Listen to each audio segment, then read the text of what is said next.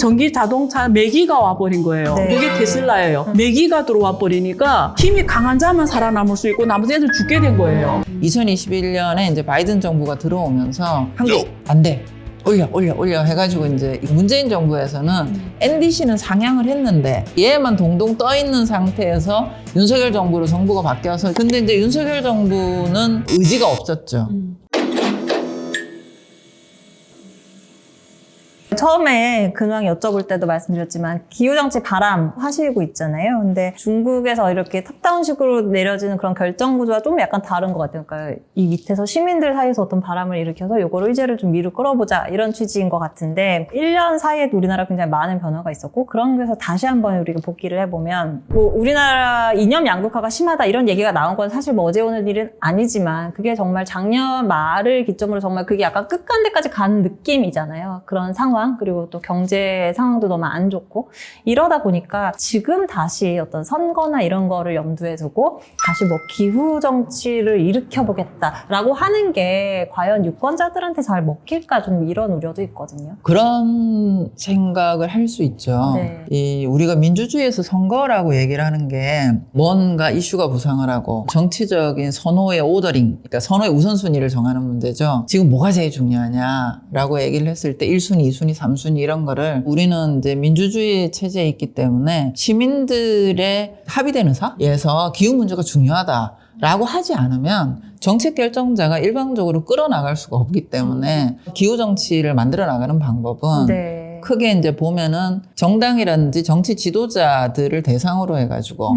일종의 정책 로비를 하는 거죠. 네. 이게 중요하다. 이것도 당연히 있어야 되는 거고요. 그 다음에 이제 일상적으로 의회를 대상으로 한 입법 로비. 이 법 이렇게 바꿔야 된다. 이것도 있어야 되는 거고. 정책 로비나 입법 로비 활동은 우리나라의 기후운동들도 계속 했습니다. 네, 그렇죠. 했는데 이제 유권자 운동 차원에서 대한 부분들이 그전에는 이제 좀 소규모로 진행이 됐다면 이제 기후정치 바람은 조금 사이즈를 키워서 유권자 운동을 해보자라고 하는 건데 금방 있는 선거에서 결과를 만들 수 있는가 없는가 보다는 그렇게 선거는 정치, 민주주의 정치에서는 큰 장이 선다라고 표현해요. 왜냐하면 시민들이 어쨌든 그 공간에서는 다른 선거가 없는 시기보다는 가장 귀를 크게 열고 있는 시기거든요. 뉴스도 제일 많이 보고 네. 정치인의 말도 훨씬 많이 듣게 되는 시기이기 때문에 이 장이 서는 공간에서 기후 의제라고 하는 것들이 얼마나 사람들 귀에 들어가는가. 이게 이제 앞으로 뭐 5년, 10년 후에 이게 누적치가 쌓일 거기 때문에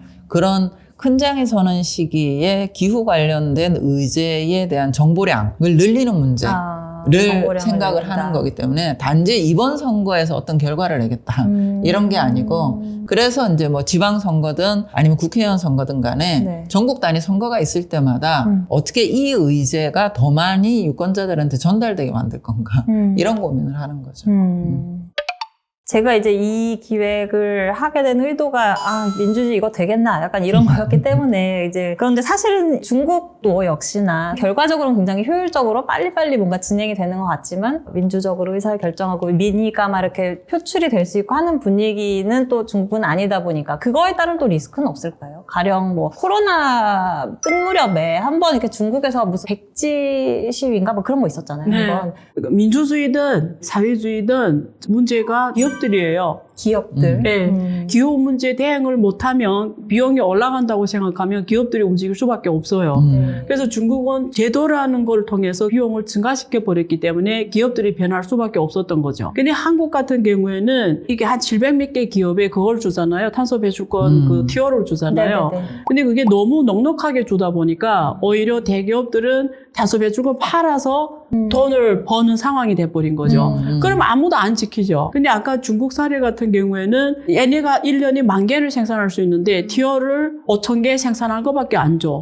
배출 그러면 허용량을. 예, 허용량을. 그러면 그 5,000개를 더 생산해야 되니까 얘네는 환경 지키기 길정 노력을 하는 성과로 가져다가 다시 더 가져올 수밖에 없어요. 네. 그러니까 이런 압력이 생기는데 한국은 그런 압력이 생길 수 않는 제도 환경이에요. 미국 트럼프 미국과 바이든 미국의 기후 문제 대응이 하늘과 땅 차이잖아요. 네네. 그래서 이거는 이념적인 문제라기보다도 미국은 대통령 권한이 너무 세다 보니까 자리 교역적 가입다 뺐다 이러는데 사실은 정책적 효율성이에요. 근데 미국이 지금 안 하는 이유는 트럼프가 생각하는 거는 이게 기후 문제가 없다고 생각하는 거예요. 네. 미국은. 그러니까 정책을 아예 반영을 안 하는 거고 민주당의 미국은 기후변화 문제 엄청 심각하다고 생각하는 거예요. 이번에 그 산불 난 것도 그렇고 이런 것들이 다 기후변화 문제 네. 때문이라고 생각해서 정책적으로 옮겨가면서 신재생 에너지 산업이라든가 이런 게 막 엄청 성장하며 주가도 엄청 올라갔잖아요. 이러면 기업이 움직일 수밖에 없어요. 안녕히 계세요, 여러분. 결국은 기업들은 정확하게 이익과 비용에 따라 움직이기 때문에 당근과 채찍을 줘야 되는데 한국은 수출 주도형 경제라는 한계 때문에 기업들을 많이 봐주는 게 있어요. 근데 결국 멀리 생각하면은 사실 기후변화 문제에 대응해서 핵심 본질은 기업 측면에서 보면 기술 개발이에요. 네. 기술 개발이 그 돈을 투자하네 안 투자하네 문제거든요. 네. 그러면 그런 기술 개발한 기업에는 정부에서 엄청나게 당근을 주고 지금 티오나 이런 걸 가지고 여유 있게 보내면서 움직이지 않는 기업에 대해서는 채찍을 주고 중국은 비용을 높여줬단 말이에요. 그러니까 움직일 수밖에 없었고 한국은 정부 차원에서 안 보여요. 정부도 알 거예요. 그러니까 우리가 결국은 탄소를 빨리 감축을 해야 되고 알지만 사실 그게 잘 안 되는 이유는 그걸 몰라서라기보다는 당장 이렇게 하면 기업들이 막 이렇게 나자빠지니까 어쩔 수 없이 우리도 계속 이렇게 한 발 한 발 물러서서 그렇게 좀 느슨한 제도가 있는 건데 중국 기업들도 그렇게 얘기를 할 거 아니에요. 우리 그럼 너무 부담된다. 근데 왜 중국은 그렇게 갈 수 있고 우리는 안 될까요? 아까 전기자동차 얘기했잖아요. 신재생 자동차. 중국이 왜 세계 1위가 됐고 세계 선도를 하냐. 그게 되게 중요한 그 전환점이 있었어요. 그러니까 국가 전략적으로 석유 에너지 자동차를 그러니까 세계 글로벌 자동차 협체가 다 중국에 들어갔어요. 다 들어가서 중국하고 50대 50 합자로 다 했어요. 자동차 산업이 중국이 엄청 못했잖아요. 합자로 하면 엔진 기술도 배우고 성장할 줄 알았어요. 자동차 산업이. 근데 아무리 수십 년 같이 해도 기술은 기술대로 못 배우고 중국 자동차 시장은 전체 글로벌 시장에 다 먹어버리고 국내 자동차 아예 입지도 없고 그래서 거기서 생각한 게 뭐냐면 야 이거는 우리가 1호선으로 우리가 승부가 안 나는구나. 그러면 새로운 길을 걸어야 맞아. 되겠다. 그래서 생각한 게 전기자동차예요. 근데 네. 전기자동차는 엔진. 엔진이 필요 네. 없잖아요. 그러니까 그걸 국가 전략적으로 자동차 산업을 갖고 가야 되는데 그러면 새로운 길을 가보자 해서 2009년 이후부터 전기자동차에 대한 엄청난 정부 보조금을 대기 시작해요. 그게 계획으로 계속 반영이 돼요. 아까 5개년 계획으로 그렇게 쭉 왔는데 별로 효과 안 보였어요. 왜냐면 주로 정부 지원금 주니까 네. 기업들이 그 돈을 타 먹으려고 대충 해요. 네. 진짜 기술 개발은 안 해요. 안 하고. 근데 계기를 맞은 게 뭐냐면 테슬라입니다. 네. 테슬라 2019년 상해에 들어와서 생태계를 키우기 위해서 얘네들이 기술을 공개해버려요. 그러니까 중국 기업들이 그 기술을 가지고 전기 자동차 개발하기 시작하면서 본격 성장하기 시작해요. 그래서 여기서 핵심 이슈가 뭐냐면 이게 전기 자동차 매기가 와버린 거예요. 네. 그게 테슬라예요. 매기가 들어와 버리니까 힘이 강한 자만 살아남을 수 있고 나머지 애들 죽게 된 거예요. 그리고 정부에서 지원금을 줄여버렸어요. 그러니까 정부 지원금을 타먹던 애들이 다 죽었어요. 또 매기가 들어오고 기술을 오픈해버리니까 그게 합성작용 딱 돼서 세계 1위로 딱 쳐버린 거예요. 이게 사람들이 착각을 하고 있어요. 계속 중국 정부가 지원을 해서 뭐 이겼다고 하는데 네. 역설적으로 반대예요. 경쟁에서 매기 효과가 테슬라가 그 역할을 해줬고 이번에 딥시크 이슈도 나왔잖아요. 네. 딥시크도 R1을 다 공개해버렸잖아요. 기술을. 왜 공개했냐면 얘네들이 경험한 거예요. 결국 이 생태계가 커지게 하는 게 더 우선이다. 그래서 이 량원흥이라는 사람 말하는 게 기술 다 개발하고 돈을 어떻게 버냐 이러니까 돈 버는 건 내일이 아니다. 좋은 기술은 보급화가 많이 해서 전체 시장이 커지는 게 중요하고 우리 기술을 누군가가 배워서 더 좋게 만들고 가는 게 우리 목적이다 이래요. 그래서 인류에 공헌하는 게 핵심 이슈다. 테슬라가 그 역할을 한 거예요. 기술을 다 공개해버려서 중국 사람들이 깜짝 놀란 거예요. 와, 테슬라 그 일론 머스크 정말 존경해요. 그러면서 중국 전기차 산업이 새로운 굴기를 성공할 수 있는 거고 그래서 기후변화 문제도 이렇게 풀어야 되는 거예요. 그렇지 풀지 않으면 답이 안 나옵니다. 네. 방금 얘기하셨던 그 매기 효과든 뭐든 간에 정책에 변화가 발생을 하는 변곡점인 터닝 포인트는 어느 나라나 있어요. 예를 들어서 유럽 국가들이 왜 그렇게 그 기후변화 문제, 특히 이제 독일이라든지 뭐 이런 나라가 빨리 움직이게 됐느냐. 오랫동안 누진적으로 인식이 쌓여가지고 우리는 이제 지구를 살려야 돼. 이런 게 아니거든요. 2010년대 들어서기 시작을 하면서 대형 기후재난들이 막 생기기 시작을 합니다. 홍수가 엄청나게 와서 사람들이 많이 죽는다라든지 이러면서 기후 문제가 정책 의제로 그쪽에 훅 들어온 거예요. 근데 훅 들어왔을 때 정책 결정자들이 이걸 놓치지 않고 사회적인 합의로 전환을 해낸 겁니다. 이게 사실은 그것 때문이야. 그래서 우리가 국가적으로 어떤 정책 대응을 하지 않으면 이 문제를 해결할 수 없어. 라고 하는 거를 선거에 이슈화를 시켰고, 주요하게 이제 정치인들이나 정당들이 지난번에 우리 엄청나게 홍수 났던 거, 엄청나게 산불 났던 거 사실은 이래서 그래. 이 문제를 에너지도 전환하고 이렇게 하지 않으면 이게 계속될 거야. 라고 사람들을 적극적으로 설득을 한 거예요. 그렇게 했기 때문에 쭉 웨이브가 왔다 갔다 하기는 하지만 그린 계열의 정당들이라든지 아니면은 기후위기 대응을 우선 의제로 놓는 정당들의 정책이라고 하는 게 수용이 되었고 이 밀고 들어가는 타이밍이 생겼는데 한국은 어떻게 보면은 기후 정책에 관한 한 아직 터닝 포인트를 못 만들었어요. 이제 2015년에 파리협정 자체가 우리한테는 중요한 기회였었어야 되는 거예요.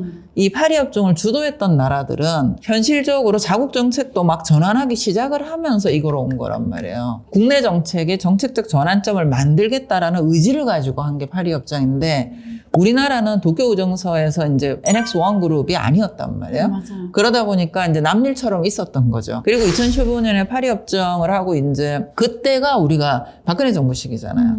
그러니까 박근혜 정부 시기에 이미 정책을 입안을 했었어야 되는 거죠. 근데 정책을 입안하지 못한 상태에서 대통령이 탄핵이 돼버린 겁니다. 그리고 나서 그 문재인 정부가 이제 들어섰는데 사실 문재인 정부는 어떻게 보면 일종의 사고 수습반으로 들어온 정부이기 때문에 정책적인 준비를 참 못한 거예요. 문재인 정부가 집권을 하자마자 온 게 뭐냐면 북핵 위기였어요. 북한이 육사 핵실험을 해버렸거든요. 그러니까 이제 그것도 이제 대응을 하다 보니까 코로나가 터져버렸어요. 이 코로나 대처를 하다 보니까 대선이 와버린 거예요. 2020년에 우리가 NDC를 제출을 했는데 사실은 그 당시 NDC가 표지가리 했다고 엄청나게 이제 욕을 먹었고 2021년에 이제 바이든 정부가 들어오면서 한국 안 돼. 올려 해가지고 이제 문재인 정부에서는 NDC는 상향을 했는데 이 NDC 상향안이 의미를 가지려면 아까 말씀드렸던 국토기본계획에도 거기가 들어가 있어야 되고 에너지기본계획에도 들어가야 되고 물관리기본계획에도 들어가 있어야 되고 다 들어가 있어야 되는데 이 기본계획 기조하고 NDC 상향안은 아무 관계가 없었어요. 다 따로 누른 거예요. 이런 상태에서 얘만 동동 떠 있는 상태에서 윤석열 정부로 정부가 바뀌어서 윤석열 정부에서 뭘 했냐면은 탄소중립 기본법에 따른 탄소중립 국가전략 기본계획을 윤석열 정부가 세우거든요. 근데 이제 윤석열 정부는 의지가 없었죠. 국가 운영을 위한 기본계획이 한 지금 12가지 정도가 있는데 그 12가지 기본계획에 하나도 안 들어가 있어요, 얘들이. 그러니까 더 심각해. 자꾸 갭이 퍼지는 거예요, 지금. 그래서 정부가 기업을 푸시를 해야 되냐 안 해야 되냐 이전에 정책 결정자들이 이 정책의 어떤 터닝 포인트를 만들 수 있는 계기를 창출하지 못했고 본인도 정책 결정자라고 하면 크게 세 그룹이에요. 흔히 말하면 하나는 뭐냐면은 정치인들이죠. 선출 정치인들, 국회의원이라든지 대통령이라든지 대통령이 임명한 정부직 관료라든지 이 사람들이 있는 거고 또 하나 직업 관료 집단이 있는 겁니다. 보통 이제 정책 결정 그룹에 좀 넓게 들어가는 게 왜 정부 기구에 여기저기 딸린 자문위원회라든지 뭐 하는 이제 전문가 그룹들이에요. 이 전문가 그룹들의 일부만 계속 푸시를 했지. 관료 집단들도 기후 문제로 정책 전환을 할 수 있는 타이밍을 아직 못 넘었고 정치인도 마찬가지인 거예요. 그러다 보니까 이제 이 타이밍을 만들어내지 못하면 계속 우리는 이제 글로벌 흐름하고 격차가 날 수밖에 없는 타이밍으로 가게 되는 상황인 거예요, 지금. 뭐 파리협정이니 뭐 이런 얘기 나온 김에 저도 이제 궁금한 게 트럼프가 빠진다고 했잖아요, 파리협정에서. 우리는 발 뺄 거야 라고 했으니까 요 기회, 이게 중국한테는 되게 기회일 것 같거든요. 중국 입장에서는 러시아 우크라이나 전쟁 문제 때문에 지금 전체적으로 에너지 문제도 있고 식량 문제도 거기가 이제 이렇게 주도적으로 드라이브를 걸기에는 유럽 각 국가의 국내적인 경제적 어려움이라고 하는 부분이 있어요, 지금. 있고. 그런데 여기에 미국의 트럼프 체제가 했잖아요. 그럼 어떻게 되냐면 중국 입장에서도 맞아. 경쟁자들의 상태가 나빠졌어요, 지금. 그렇기 때문에 나 혼자 독주를 해야 되는 인센티브가 줄어들 수가 있는 거예요. 파리협정에 유럽이 끌고 그다음에 이제 뒤늦게 바이든이 잘못했다라고 들어오고 그러면서 중국 같이 올라타고 이렇게 해서 쫙 가던 흐름이 유럽 좀 이렇게 되고 미국 저렇게 되고 그럼 이제 중국도 여유가 갑자기 생겨버리는 거예요. 내가 이렇게 급하게 안 해도 되네.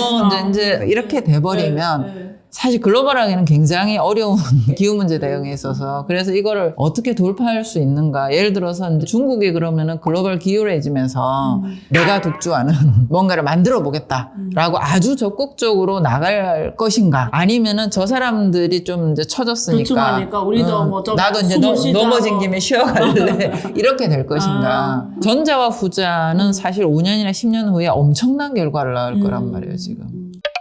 두 분 말씀하신 거 듣다 보니까 중국에 있고 우리한테 부족한 게 뭘까 생각해 보니까 체제 이런 어려운 걸 떠나서 그림이 없는 것 같다. 그러니까 탄소중과 관련된 논의가 다 숙제로 다가오잖아요. 이거 약속했으니까 지켜야지. 안 지키면 어떡해. 철강을 그린으로 안 만들면 우리 시장 잃을 거야. 뭔가 다 이렇게 막 안 하면 안 돼. 이런 숙제처럼 맞아요. 이렇게만 하지? 그럼 이걸 우리가 했을 때 여기서 이 시장에서 우리가 먹을 수 있는 시장이 뭐고 다음 먹거리를 그렇지. 얼만큼 어디서 그렇지. 무엇을 그런 거에 대한 그림이 너무 없다 보니까 해야 된다니까 그냥 해야 되나 보다 이러고서 그냥 다들 멱살 잡아 끌려가듯이 맞아요. 하는 게 문제 아니에요. 제가 지금 한국에 온 게 20년이 지났어요. 지금 한 22년 차 들어오는데 제일 크게 다르다고 느낀 게 그거예요. 작게는 개인, 중국 개인, 크게는 국가인데 머리에 습관적으로 그게 돼 있어요. 그러니까 어떤 일을 할 때 뭐 오늘 내일을 보고 하는 게 아니라 먼저 그림을 그리고 전략적인 그림 그리고 전술적으로 움직여요. 근데 한국에 왔더니 저도 그 문제 생각했거든요. 전술적인 것만 고민하고 있더라고요. 가만히 생각해봤더니 어떻게 보면 오늘 주제하고 민주주의와 연관되는데 내 임기가 대통령도 길어봤자 5년인데 기업은 임원이 1년씩 가잖아요. 근데 뭐 내년에 어디 가 있는지도 모르는데 전략이 나한테 앞으로 10년, 20년, 50년, 100년이 한국이 나하고 상관이 없게 되는 거죠. 그래서 이게 결국은 나는 오늘 내일을 생각해야 되는 입장일 수밖에 없는 거죠. 그러니까 한국에 이게 왜 아무도 이 문제를 고민 안 하지? 한국 왜 50년, 한국 100년, 한국을 고민 안 하지? 내 그게 너무나 큰 차이를 느꼈는데. 아니, 예. 그러니까 우리나라의 정책사의 흐름이 있는데요. 네. 계속 없었던 게 아니고요. 예를 들어서 이제 우리가 1997년 IMF가 왔을 때 당시 김대중 정부였거든요. 그 김대중 정부가 한 30년을 보고 그 당시 IMF 탈출 프로젝트로 한 게 뭐냐면 ICT. 김대중 정부가 그 당시에 엄청나게 공적 자금을 투여를 해서 했던 게 전철부터 시작을 해가지고 와이파이, 그 다음에 정부 공공문서를 그 당시 그 페이퍼로 되어 있었던 거를 전부 다 이 OCR 가능한 PDF 버전으로 다 전환하는 작업을 그때 시작을 합니다. 그 작업을 노무현 정부에서 이어받아가지고 완료를 하거든요. 그거를 기반으로 해서 사실 그 이후에 우리나라의 ICT 사업이나 이런 게 한 30년을 먹고 사는 거예요. 10년 그렇게 꾸준히 해오니까. 꾸준히 이제 인프라를 쫙 깔았고 거기에 이제 그 휴대폰이라든지 반도체라든지 이런 쪽에 올라타가지고 사실 이걸 만들어서 해왔기 때문에 대통령 임기가 단기로 끝난다라든가 이렇게 한다고 해서 국가적인 비전, 장기 비전 수립이 불가능한 것은 아닌데 문제는 DJ하고 노무현 정부 시기에 일종의 한 30년 바라보고 했던 그 타이밍이 끝나고 뭔가를 이어받아야 되는 시점이 우리나라에서는 이제 타이밍상으로 놓고 보면은 한 박근혜 정부 시기였던 거야. 근데 이분이 2012년에 대통령 선거를 할 때만 해도 비전이 있어 보였어요. 그때 이제 미국 사드 받으면서 욕도 많이 먹었지만 중국 AIB 맞아요. 가입했잖아요. 맞아요. 뭔가의 그림을 그려야 된다라는 맞습니다. 시도는 있었어요. 근데 실제로 그게 달성되지 않았고 문재인 정부는 사고로 시작해서 사고 수습하다 그렇네요. 끝나고 그렇네요. 지금 이 정부가 등장을 했는데 그렇네요. 이 정부는 임기 2년 만에 사고가 났고 듣고 보니까 그렇네요. 그러니까 그런 거기 때문에 한 10년 정도가 굉장히 중요한 시기가 정책적으로는 끊어져 버린 거예요. 마지막 대안에 대해서 좀 말씀해 주시면 좋을 것 같은데 두 분 다 이제 길지 않게 이제 어쩌면 올해 대선이 치러질 수도 있고 또 내년 이제 지방선거도 있고 아무튼 그런 선거들이 쭉 있을 텐데 그러면 우리가 어떻게 해야 될지. 저부터 말씀드리면 정치에서는 그런 말이죠. 아무리 바빠도 바늘 허리매에서는 쓸 수가 없는 거예요. 그러니까 정치에서는 정도가 가야 되는 거고 그래서 중요한 거는 일단 국가적 비전, 적어도 중장기 비전에 대한 얘기를 이제는 시작해야 된다. 해야 되는 거고 그게 선거 공간에서 전 국민을 대상으로 찬성을 하든 반대를 하든 간에 논쟁해야 된다는 거예요. 그래야지만이 사람들이 아 우리가 지금 무언가가 비어 있구나. 그리고 글로벌 흐름에서 우리가 뭔가 빠져 있구나. 그리고 이 상태로 가게 되면 5년, 10년 후에 되게 심각한 상황이 오겠구나 라는 거를 일단 대안 이전에 사태 인식에 대한 공유 과정이 굉장히 중요하다 지금. 네. 그렇게 해야지 대안은 1번일 수도 있고 2번일 수도 있고 3번일 수도 있는데 우리가 지금 왜 대안을 찾아야 되는가라고 하는 문제가 지금 이제 우리가 경제가 지금 안 좋아지기 때문에 브렉스루가 필요하다라는 거는 대부분 생각하세요. 근데 문제는 문제적 상황을 만들어낸 이유에 대한 부분들이 까맣기 때문에 우리가 지금 왜 이런 어려움에 처했는가 이런 거에 대한 원인 진단을 국제적인 흐름에서도 살펴보고 산업기술 측면에서도 살펴보고 국가 정책의 사이드에서도 살펴보고 하면서 우리가 어느 시점에서부터 뭔가를 놓쳤는가 지금 놓치고 있는 게 뭔가 그래서 가능하면은 이 시선의 높이를 같이 만드는 여기서부터 출발을 해야지만이 그 다음으로 대안이 1번인지 2번인지 3번인지를 말할 수 있거든요. 인식 기반을 균등화시키는 문제? 예, 여기서부터 우리는 지금 출발을 해야 된다. 선거라는 장이 섰을 때 이제 그런 우리가 비어있는 영역이 뭔지 이런 것들 다 충분히 이야기가 나와야 된다. 나와야 된다. 인지해야 된다. 공동으로. 네. 저는 일단은 우리 한국 분들한테 이런 질문 던지고 싶어요. 과연 50년 한국은 어떤 한국이냐. 각자가 그려봤으면 좋겠어요. 50년 후에 한국은 글로벌 200몇 개 국가에서 어느 자리에 있을 거냐. 저는 현재로 봤을 때 가장 중요한 게 민주주의 얘기가 주제니까 제가 뭐 공산당 일당 지배국가에서 온 사람으로서 민주주의를 얘기하는 게 설득력이 약할 수도 있습니다만 민주주의 좋은 게 뭐냐면 누구나 할 말을 할 수 있다는 거잖아요. 자유를 주는 거잖아요. 자유의 반대가 구속이 아닙니다. 자유의 반대어는 책임이에요.